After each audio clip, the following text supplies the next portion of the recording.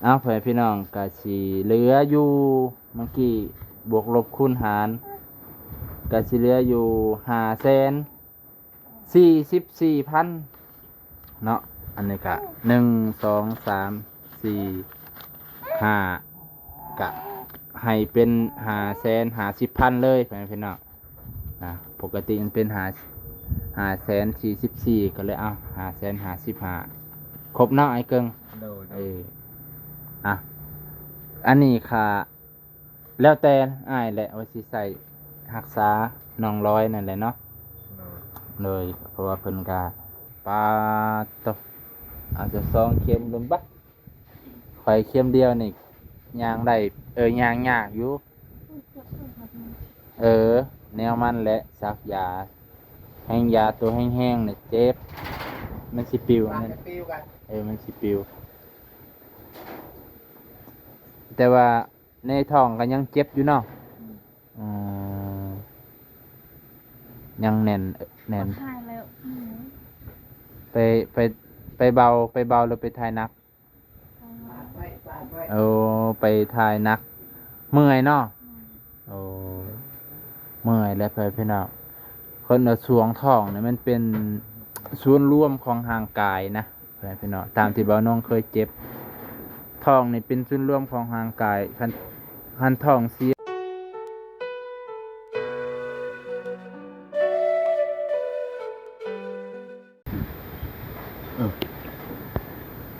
ขอบใจครบบ่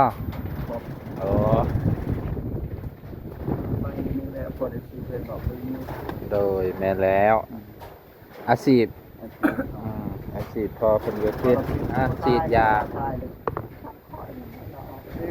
ผู้นั้นโอ้ยบ่ได้แนวนั้นเฮาบ่มีลูกค้าเลยเอาไปบ่รอดมีไปที่ปันเกตค่อยได้กินเท่านั้นแล้วไปยังไป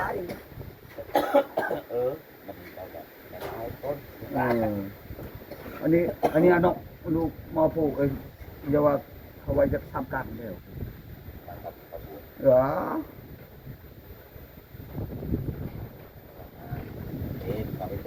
เฮ็ดบ่เป็นขี้กาทำเข้าไปโอ้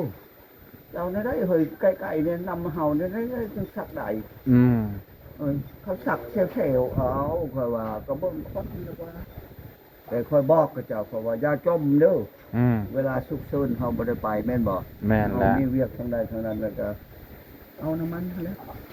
อันที่เจ้าไปว่าโอ้ยยังเขาติ๊กอยู่ดิมันติ๊กเลยบ้านเฮาลูกว่างั้นพุ่นไปซักน้ำตาเพชรอยู่คำปะเนพุ่นเราเอาเท่านั้นได้อันนั้นเพราะว่ายาว้าวเวลาสุกซึนเฮาบ่ได้มาต้องซักน้ำเพิ่นอันนี้โอ้ยมันเต็มตัวนึ่งเนี่ยแพงช่องข้อเบาอีกมันบอกเข้ากับอีกเนาะพี่น้องสบายดีไอ้เกิงสบายดีโดยสบายดีทางนี้กะบ่สบายคือกันมีแต่ไอ้เกิงอยู่ดีไม่แห้งคุมไอ้เกิงภูมิต้านทานดีพี่น้องไอโซโล่เพิ่นก็บ่สบายซักเจ้าเข็มเดียวช่วงเลยบ่หรือยังอยู่ทางเบิ่งหากระซักมาหากระซักมีเงินแล้วติดหนี้เขาติดหนี้8บ่แม่นเพิ่นติดแล้วเท่าใดน่ะหลายตึบแล้ว60ไปแล้วติดหนี้เพิ่นได้บ่ติดหนี้จะติดหนี้เพิ่นได้บ่อ่ะบ่ได้ดอกบ่ได้ติดจ่ายแล้ว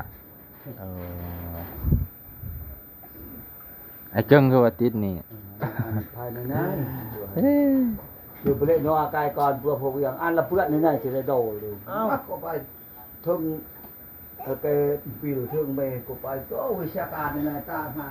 ก็ไปนวดบอลผู้ใดโว้ต้องผู้เฒ่าตาเยอะผู้ใด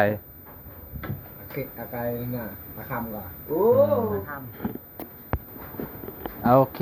พี่น้องโอ้ยมาเยี่ยมเพิ่นคือเก่าเลยเช้านี้มาแล้วบัดนี้ก็ถือว่าข่อยก็ไปในเมืองแต่เช้าก็เลยฝ่าวแน่นิดนึงแต่ว่าก็แล่นมาทันอยู่ คิดว่าไอโซโลเพิ่นสิเมื่อเฮือนน่ะได้ก็ได้ว่าเพิ่นสิได้นอนอยู่นี่หลายคืนอยู่ซั่นเนาะ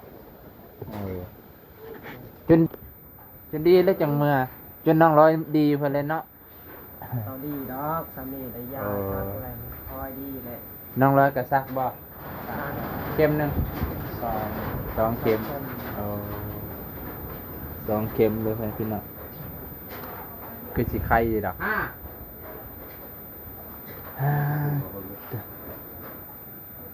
เอายังตะฮึมได้บ่เห็นนะ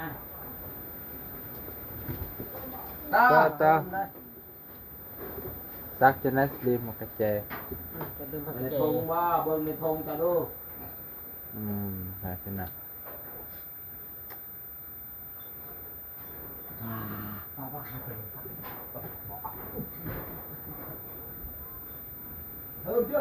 อ่ะเพื่อนน่ะ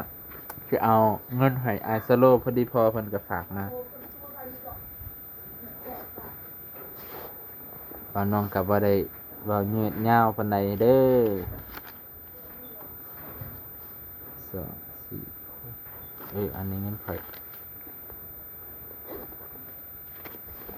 พอดีพอเพิ่นเห็นอันนั้นแหละเห็นร้อยเพิ่นน้องร้อยบ่สบายเพิ่นนะก็เพิ่นก็สิฮู้ดีแหละเพราะว่าน้องร้อยก็สุขภาพบ่แข็งแรงปานใดเพิ่นก็เลยฝากเงินมาให้ค่ารักษาซื้อยาคือเฮาเห็นนั่นแหละพี่น้องก็เพิ่นฉีดยานำแน่ซักยานำพร้อมเพราะว่าเมื่อก่อนเนี่ยเพิ่นก็ไปใส่น้ำเกลือใส่สโลมบ้านน้องก็ใส่สโลมถุงหนึ่งก็โอ้รวมค่ายาก็หลายเติบมีการเอ็กโกเอ็กซเรย์นั่นแหละพี่น้องกวดเบิ่งในท้องก็ค่ารักษาน้องลอยก็ถือว่าเกือบ1,000กว่าเห็นไอ้เกิงว่าแต่ว่าแพงอยู่พี่น้องก็ธรรมดาเพื่อสุขภาพที่ดีก็ต้องยอมเสียสละเงินนี่แหละเพื่อสิฮู้โลกเนาะกันท่านนี่สิกุมท้องอยู่ตลอดจักโลกอิหยังมีแต่ว่าเก็บท้องประจำเดือนนี่อยู่บ่ได้ไปกวดจักเทื่อพอไปกวดเลยสิฮู้ว่าเจ้าของเป็นหยังจังสิได้คาร่ำถึกนะบัดนี้พอเพิ่นก็เลยว่าแบ่งเงินให้ไอโซโลในจัก200 บาทพุ่นน่ะ200 บาทเด้อสิลองคูณเบิ่งจักเท่าใดบ่ สบายดี เด้อสบายดีเนาะบัดนี้ก็สิบ่ได้เว้ายาวให้พี่น้องบ่าวน้องก็เติ้นเรื่องไว้แล้วว่า200ให้ไอโซโลให้พี่น้องค่ารักษาฉีดยาเป็นเงินกีบก็166,000ให้พี่น้องประมาณ136,000บอกผิด136,000โดยส่วนอีกเหลือจาก 1,000 บาทนั่นแหละพี่น้องก็2 4 6เท่าใดแหละ1,100 6,800,000เนาะ6,800,000 1,600,000เพื่อนพี่น้องก็สิเหลืออยู่เมื่อกี้บวกลบคูณหารก็สิเหลืออยู่544,000เนาะอันนี้ก็1 2 3 4 5ก็ให้เป็น550,000เลยพี่น้องปกติมันเป็น544,000ก็เลยเอา555,000ครบเนาะไอ้เกิงอันนี้ค่ะแล้วแต่อ้ายแหละว่าสิใส่รักษาน้องร้อยนั่นแหละเนาะเลยเพราะว่าเพิ่นก็ฮู้แล้วแหละว่าจักผู้ใดมาถ่ายเพิ่นฮู้ว่าน้องร้อยบ่สบายข่อยก็เลยมาซ้ำเช้านี้ว่าบ่าวอันนั้น บ่าวหยัง บ่าวอันบ่าวนี่ บ่บาง บ่าวบางซีเนล โอ้ลืมเอาใหม่ ลืมกดเอาใหม่ให้อยู่ดีมีแห้งความเจ็บอย่าใดความใครอย่ามีนอนรับได้เงินหมื่นนอนตื่นได้เงินแสนแบนให้ตัวมีคุณถูกอย่าไปม้านพานให้เวียดอายุมันความเงินเด้อพอจะเลยมันเงินเด้อ บ่าวนงก็ได้ให้อยู่ดีมีแฮงความเจ็บจะได้ความใครอย่างนี้นอนรับได้เงินหมื่นนอนตื่นได้เงินแสนแบนให้เกมมีถูกเดี๋ยวมันพันให้เรียกไปทางใดให้มีชื่อเดี๋ยวไปเสมอซื้อเงินซื้อทองเด้ออายุมันพันเงินเด้อ สาธุ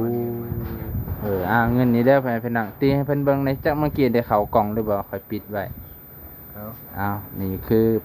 เงินที่พ่อเพิ่นมอบให้เนาะ 1,000 บาทแบ่งกัน2คนไปพี่น้องให้อ้ายสโลเพิ่น200แล้วก็ให้อ้ายเกิง500,000 50,000กีบไปพี่น้องก็สิประมาณนี้แหละไปพี่น้องก็ขอบใจขอบพระคุณพออีกครั้งหนึ่งเนาะเพราะว่าเพิ่นก็ได้ซอย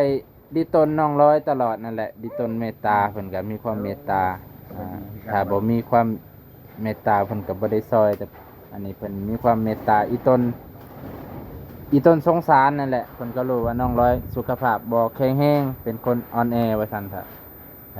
อันนี้ก็ขอบใจขอบพระคุณหลายๆคุณพ่อที่ให้ความเชื่อมั่นในบ่าวนงที่ให้เป็นสะพานบุญมาโดยตลอดนะอันนี้ขอบใจขอบพระคุณอยู่ดีไม่แห้งเด้อสุขภาพแข็งแรงบ้านนี้ก็สิจบเพียงเท่านี้ไปพี่น้องโอเคไปพี่น้องไปถามเบิ่งผู้ป่วยกันป้าตัวเป็นจังใดไข้แน่แล้วบ่ซักยาบ่เมื่อกี้นี่โอ้จักเข็ม2 เข็มปาตัวอาจจะ2 เข็มลมบัดข่อยเข็มเดียวนี่ย่างได้ย่างยากอยู่แนวมันแหละซักยาแห้งยาตัวแห้งๆนี่เจ็บมันสิปิวนั่นมันสิปิวแต่ว่าในท้องก็ยังเจ็บอยู่เนาะ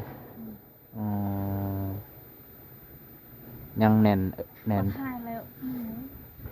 ไปเบาหรือไปทายนัก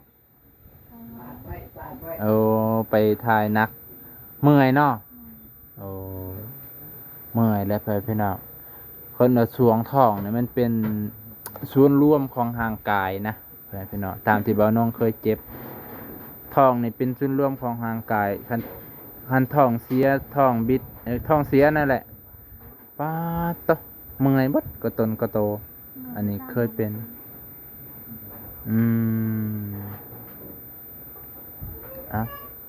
บ่าวน้องกับบ่จากแนวสิว่าไปนะกะสิมาเบิ่งบาแยงเพิ่นยามนี้ยามเจ็บยามไข้เพราะว่าเพิ่นกะสุขภาพบ่แข็งแรงคือว่าสูบน้ำบ่ได้เลยโอ้มันสิได้เนาะเก่งท้องเด้ท้องมันเก่ง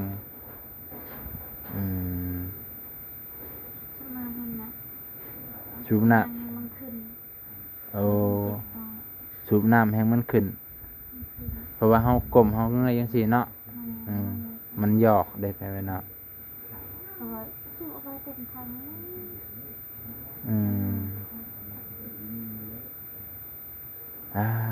ตัวใครไอโซโลเพิ่นมานอนจะคืนแล้วหากลับมา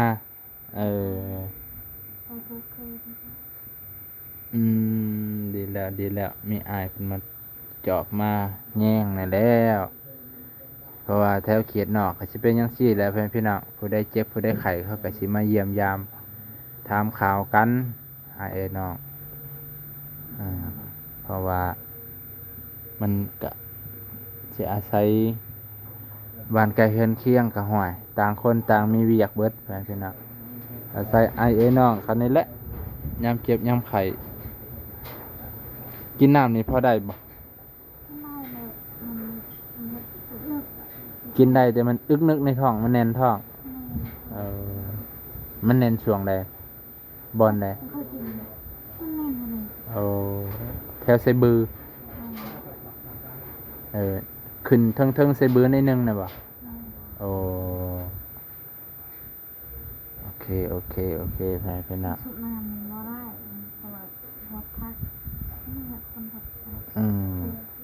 ยังเป็นห่วงหดพักเดี๋ยวปล่อยมันก่อน